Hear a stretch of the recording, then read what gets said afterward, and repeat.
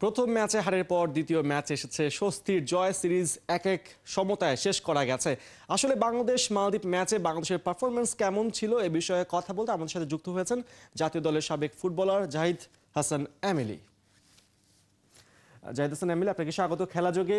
আমরা শুনছিলাম তপু বর্মন বলছিলেন তিনি বাংলাদেশের পারফরমেন্সকে 10/10 দেবেন। আপনার কাছে কি মনে হচ্ছে আসলে কি বাংলাদেশ এই দুই ম্যাচে 10/10 পাবার যোগ্য?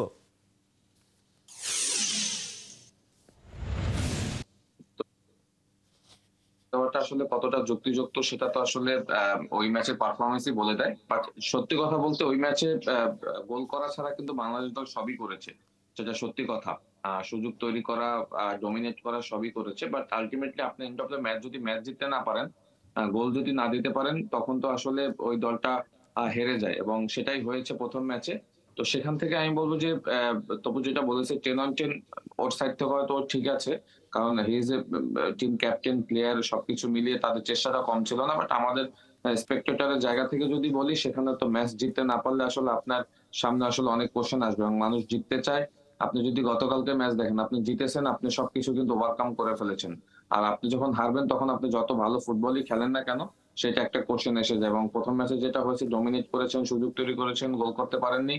বাই দিস টাইম আপনি কিন্তু সেট পিসে গোল কনসিড করেছেন। সবকিছু মিলিয়ে আসলে প্রথম ম্যাচের পারফরম্যান্স তো আসলে কিছুটা হলেও ও ও যারা স্পেক্টেটর ছিল তাদেরকে আসলে হতাশ করেছে। বাট গতকালকে ম্যাচ আবার সেটা আবার রিকভার করেছে। সুতরাং আমরা ধরে নিয়েছিলাম যে ২ টা ফ্রেন্ডলি গেম ২ টাই বাংলাদেশ জিতবে। মালদ্বীপের যে অবস্থা ছিল সেখান থেকে। বাট তারপর আমার কাছে মনে হয়েছে যে গতকালকে জয়টা বাংলাদেশ দলের জন্য খুব দরকার ছিল। সেটা প্লেয়াররা করে দেখিয়েছে। একটু যদি ট্যাকটিক্যাল বিষয় নিয়ে আলোচনা করা যায়, আমরা দেখতে পাচ্ছি বাংলাদেশ দল গেম বিল্ড আপ করতে খুবই পিছিয়ে রয়েছে। আমরা গতকালও দেখতে পেলাম একটা গেম ঠিক নিজেদের ডিবক্স থেকে বিল্ড করে সামনে যাবার সময় ভুল পাসে আমাদের প্রথম দিকে গোল খেয়ে বসতে হলো। গেম বিল্ড আপে কেন আমরা বারবার হোঁচট খাচ্ছি এবং কেন ঠিকভাবে সেটা এক্সিকিউশন করা যাচ্ছে না মাঠে? না, বাংলাদেশ দলের আসলে আপনি যেটা বলেছেন এটাই মেইন প্রবলেম। বিল্ড আপ করতে পারি না। হাই প্রেসিং এর এগেইনস্ট এ আমরা আসলে বল আমাদের নিজেদের কাছে রাখতে পারি না। এটা সত্যি কথা। মালদ্বীপ তো আসলে আমাদের ওরকম হাই প্রেসিং করেও নাই যে আমরা আসলে খুব প্রেসারে পড়েছি। যে গোলটা কনসিড করেছি, আপনি যদি দেখেন তপু বর্মন ওই সাইডটাতে, তপুর কাছে কিন্তু অনেক সাপোর্টিং প্লেয়ার ছিল।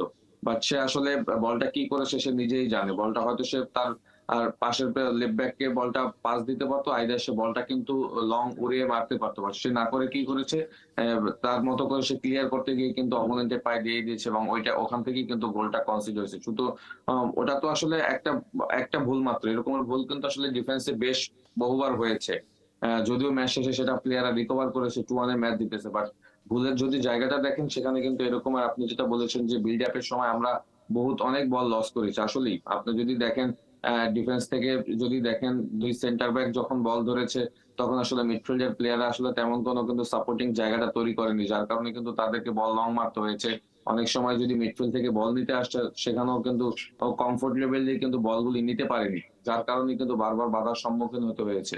এটা আমাদের একটা বড় প্রবলেম এই দলটার, যে আসলে আমরা আ আ বিল্ড আপ করার সময় কিন্তু ৭-৮ টা পাস আমরা রেগুলার ঠিকভাবে করতে পারছি না। ভুটানেও যদি ২ টা ফ্রেন্ডলি গেম যেখানে খেলেছে, সেখানেও ভুটানের মতো দলের সাথেও কিন্তু আমরা বিল্ড আপ করতে পারিনি। এইটা হলো আমার কাছে মনে হয় যে টেকটিক্যালি আমার মনে হয় যে দলের সবথেকে বড় দুর্বলতার জায়গা, যে আমরা বিল্ড আপ এর সময় আসলে অনেকগুলি পাস করতে পারি না এবং কোন চ্যানেলে আসলে পাসিং চ্যানেল গুলি, এ এ যে জায়গাগুলি, সেগুলি আমরা আসলে স্পেস তৈরি করতে পারি না। এটা আসলে দলের সবথেকে মূল সমস্যা। স্পিডি ফুটবলের ব্যাপারটা বারবার উঠে আসে যে আমরা ঠিক মতন কি স্পিডটা মেনটেন করতে পারছি কিনা মাঠে। অনেক সময় দেখা যাচ্ছে যে একজন প্লেয়ার তার সামনে প্লেয়ারকে বল পাস করছেন, তবে বল তার কাছে যাবার আগে সেই প্লেয়ার আরো আগে চলে যাচ্ছেন। অর্থাৎ একজন প্লেয়ারের সেন্স যেটা বলি কিনা আমরা, যে বল পাস করার সেন্স, সেদিকে কি ঘাটতি রয়েছে? অনেক সময় দেখা যাচ্ছে লং পাস করছেন কিন্তু প্লেয়ারকে অতিক্রম করে বল বাইলাইনের বাইরে চলে যাচ্ছে, সেটা ঠিক মতন এক্সিকিউশন হচ্ছে না। এই জায়গাগুলোতেও ঘাটতি দেখা যাচ্ছে বেশ। না, ঘাটতি আসলে এই দলটার ভিতরে অনেক জায়গায় রয়েছে। যা সত্যি কথা। দেখেন, আপনি যেটা যে পাসিং কোয়ালিটিও তো আসলে আমাদের আপ টু দ্য মার্ক না, এবং যেটা হচ্ছে যে স্লিপারি মাঠ। বসুন্ধরা এরিনাটা যদি দেখেন, মাঠটা কিন্তু অনেক স্লিপারি এবং সেখানে কিন্তু আপনি যদি দেখেন যে কি আ আ আ কি পেইজে আসলে পাস দিতে হবে তার টিমমেটকে, সেটা আসলে আপনার সেই ধারণাটা প্লেয়ারদের আসলেই আছে কিনা। কারণ অনেক সময় দেখা গেছে যে প্লেয়ারের কাছে বল যাচ্ছে না, আবার অনেক সময় দেখা যাচ্ছে যে খুব দ্রুত গতিতে বল চলে গিয়েছে, প্লেয়ার ধরতে পারেনি। এবং আপনি যেটা বলেছেন যে লং বলগুলি দেখার সময় অনেক সময় প্লেয়ারের কাছে যায়নি, বা বল দেখা গেছে মাঠের বাইরে চলে গেছে। এরকম বহুবারই হয়েছে। বাট যেটা হয়েছে যে মেইন ব্যাপারটা হলো যে বাংলাদেশরা প্লেয়াররা আসলে মানে ম্যাচটাকে আসলে কিভাবে নিয়েছিল এবং তারা আসলে কি জিনিসটা চিন্তা করেছিল সেটা হচ্ছে বড় ব্যাপার আমার কাছে মনে হয়েছে। যে প্লেয়াররা যেটা গতকালকে ম্যাচে করেছে, অনেক সময় দেখবেন যে আপনার ২ সাইড উইং ব্যাক মানে লেফট ব্যাক এবং রাইট ফুল ব্যাক তারা দেখা গিয়েছে যে অনেক সময় ২ সেন্টার ব্যাক বল ধরার সময় কোন জায়গাটাতে যেতে হবে, কোন জায়গাতে স্পেস নিলে তারা বল নিতে পারবে। এট দ্য সেম টাইম মিডফিল্ডের প্লেয়াররা কি রোটেশন করবে সেগুলি তো অনেক অ্যাবসেন্ট ছিল। যার কারণেই দেখা গেছে যে পাসিং গুলি কিন্তু একুরেট হচ্ছিল না। পাস গুলি আসলে ঠিক এলোমেলো হচ্ছিল। অপোনেন্ট বলগুলি খুব ইজিলি প্রেসিং না করেও পেয়ে যাচ্ছিল। তো এটা আমি বলব যে এই জিনিসগুলি কিন্তু নেক্সট যখন আপনার আর খেলা থাকবে ২০২৫ ইন্টারন্যাশনাল ম্যাচ, সেগুলি অবশ্যই এই জায়গাগুলি রিকভার করে আপনাকে খেলতে হবে। শেষ দিকে আসলে বলতে হয় যে গোলের খেলায় গোলটা পেয়েছে, এটাই খুবই স্বস্তির বিষয়। আমরা যদি দেখি যে জনির যে গোলটি ছিল, তিনি প্রথমে জায়গা বের করলেন, শট নিলেন এবং গোলটা হলো, এবং পাপন সিং এর গোল, এই দুটো গোল কিন্তু কালকে দৃষ্টিনন্দন ছিল। সবাই বলেছেন যারা মাঠে খেলা দেখেছেন বসে বা টিভিতে খেলা দেখেছেন, এই দুটো গোল আপনার কাছে কেমন লেগেছে? না, গোল তো আসলে ফুটবলের মেইন চিত্র এবং গোল হলো ফুটবলের মেইন আনন্দ দেওয়ার জায়গাটা। তো সেখানে সেটা যখন হবে তখন দর্শক খুব আনন্দ পাবে। জনির গোলটার কথা যদি বলেন, আমি বলব যে ইন্ডিভিজুয়ালি হি ইজ ব্রিলিয়ান্স গোল। আ সে খুব চমৎকার ফিনিশ করেছে এবং আমার কাছে বুদ্ধি পরিচয় দিয়েছে ওই জায়গাটা থেকে। সে যখন কাট করে আসলে বলটা প্লেস করলো, আমার কাছে মনে হয়েছে যে ওই জায়গাটাতে আসলে ওইটাই তার মেইন কাজটা ছিল এবং সেটাই সে করে দেখিয়েছে এবং সে তো সমাধান। আর পাপনের গোলটার কথা যদি বলেন, ইজ ডিপেন্ড অন আপনি যখন আপনার দলে যখন নাম্বার ৯ নেমেছে, নোভা যখন মানে পিয়াস ছেলেটা যখন নেমেছে, তখনই কিন্তু আপনি দেখবেন যে ২ সাইড থেকে যখন ক্রস গুলো হয়েছে, তখন কিন্তু আসলে এই এই এই অ্যাটাকে নোভা যখন পার্টিসিপেট করেছে, পাপন তখন পিছনে কিন্তু ফ্রি হয়ে গেছে। এটা কিন্তু আমার কাছে মনে হয়েছে যে স্ট্রাইকার একজন থাকার কারণে আসলে ওই পজিশনটা তৈরি হয়েছে এবং গোলের চান্সটাও বেশ ভালো তৈরি হয়েছে। বাট স্পেশালি আসলে এখানে থ্যাঙ্কস পাওয়ার যোগ্যতা অর্জন করেছে ইমন। বিকজ ওয়ান বাই ওয়ান সে যেভাবে বক্সের ওখানে ঢুকে গিয়ে যেভাবে ক্রসটা দিয়েছে, এটা আসলে সেটআপেই কিন্তু 70% গোল হয়ে গিয়েছিল। পাপন জাস্ট বাকি 30% কাজটা করেছে। আমি বলব যে এটা একটা দুর্দান্ত সেটআপ ছিল সেকেন্ড গোলটা এবং পাপন সিং দুর্দান্ত ফিনিশ করেছে।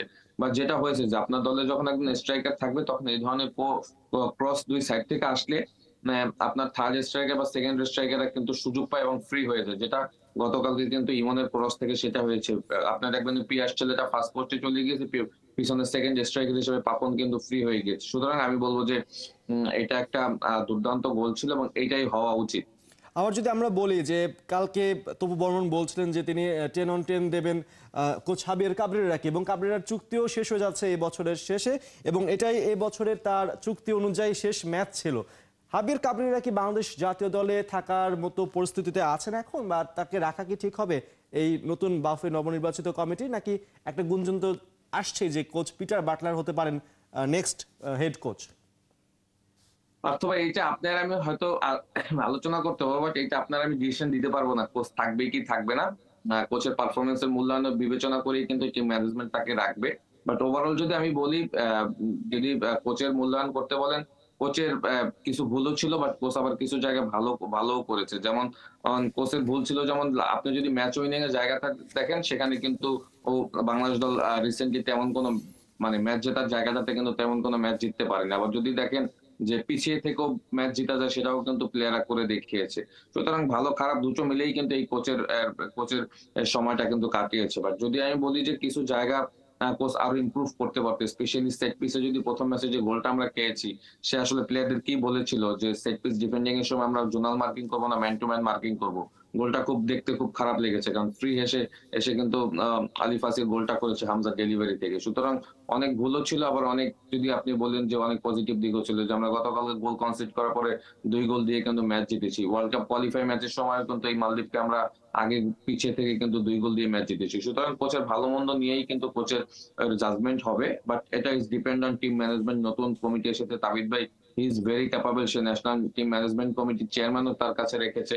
সুতরাং আমি মনে করি সে সবার সাথে আলাপ আলোচনা করেই যেটা ভালো হবে সেটি হবে। পিটার বাটলার আর কোচ হবে না আপনার, আর হেভিয়ার কাবরেরাকেই রাখবে, সেটা হয়তো সময় হলে বলে দিবে। বাট আমার কাছে মনে হয়েছে যে যেহেতু ২০২৫ সাল থেকে আবার আমরা ইন্টারন্যাশনাল ম্যাচ করবো, নতুন করে চিন্তা করে আমার কাছে মনে হয় যে দলটাকে সাজানো উচিত। তো সেটা করার জন্য আসলে যেটা ভালো সেটাই আমার মনে হয় টিম ম্যানেজমেন্ট করবে। অবশ্যই সামনের বছরটা বাংলাদেশ ফুটবল দলের সাফল্যমণ্ডিত হোক সেই কামনায় আমাদেরও রয়েছে। অনেক ধন্যবাদ জাহিদ হাসান এমিল আমাদের সাথে যুক্ত হবার জন্য। দর্শক, কথা হচ্ছিল বাংলাদেশ মালদ্বীপ দুটো ম্যাচ ঘিরে সার্বিক পরিস্থিতি কেমন ছিল, বাংলাদেশ দলের ঘাটতি কোথায় ছিল। ছিলেন আমাদের সাথে জাতীয় দলের সাবেক ফুটবলার জাহিদ হাসান এমিলি।